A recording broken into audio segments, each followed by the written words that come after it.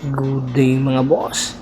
Etong Magnolia Pambansang Manok Templados nagkaka-interest daw kunin etong Pure Blend Titan Star na si Joshua Monson. Kung matatandaan po ninyo na ang una pong nagkaka-interest na makuha nga itong si Joshua Monson ay ang Tropang Giga.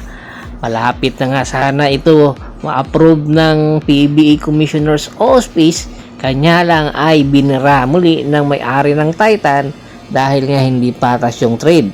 At ayon nga sa isang balita kay Homer Sison na mayroong daw cash consideration na inaalok or hinihingi itong Titan sa Tropang Giga para sa ganun matuloy ito. At ayon kay Homer Sison, it's amounting of 15 million kasama ang picks at yung drop player na nandyan sa kanila ngayon ng Tropang Giga kapalit nga ni Joshua Monson.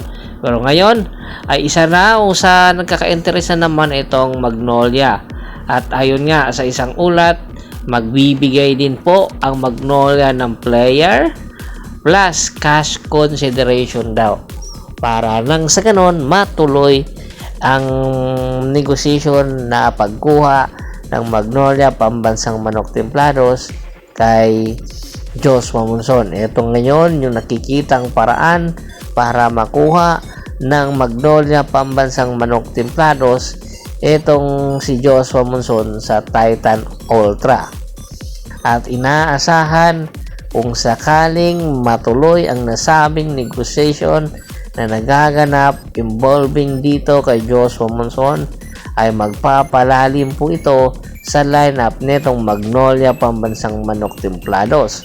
Unang-una, dahil two-way player po itong si Joshua at po pwede niya pong laruin yung 1 and 2 position na kung saan badly needed po ng Magnolia Pambansang Manok Templados itong si Joshua at magpapalalim palalo sa kanilang lineup. At ito nga po si Jerome Lastimosa yung inaalok ng Magnolia na maibibigay doon sa Titan.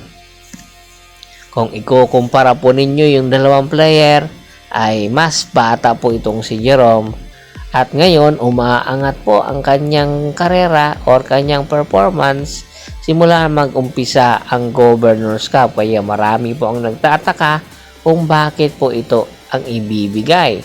Unang-una po, isa po sa mga kadahilanan kung bakit si Jerome Lastimosa ang ibibigay papunta ng Titan Ultra ay dahil nga po kung matatandaan po ninyo sa huling laban po ng Magnolia sa Commissioner's Cup ay mayroon pong nangyari hindi nagustuhan na performance yung management nitong Magnolia sa ititira na lang sana na bola ni Jerome Lastimosa ay hindi pa po tinira, bagkus ay ipinasa.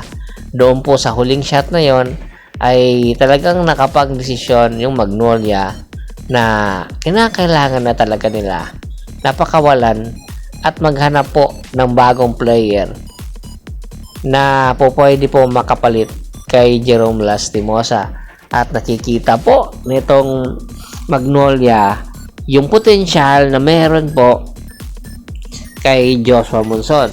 Pero tinitingnan din po nitong Magnolia Pambansang Manok Templados rather ng Titan kung sakali nga pong ibigay si Jerome Lastimosa ay dito po sila magsisimula at kukuha na lang po sila ng baback up na mga big man sa paparating na draft para nang sa ganoon mas lalo pong lalalim ang lineup din ng Titan Ultra. Inaasahan po kasi na kung ano po yung style ng Rain or Shine ni Last of Winters ay posible pong gayahin netong Titan Ultra, at hoping na matuloy ito plus the cash consideration.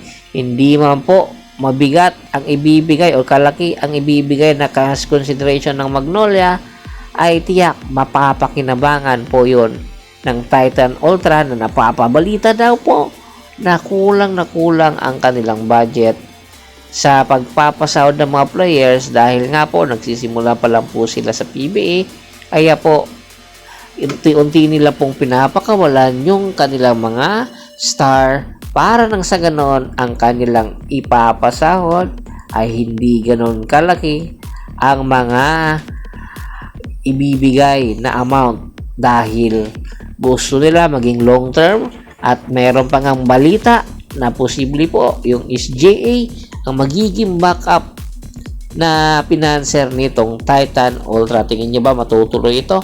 Komento na sa baba ng video at pag-usapan po natin yan. Baka bago po natin tapusin ang ating kwentuhan, shoutout muna tayo sa ating mga solid followers na lagi pong sumusuporta sa atin.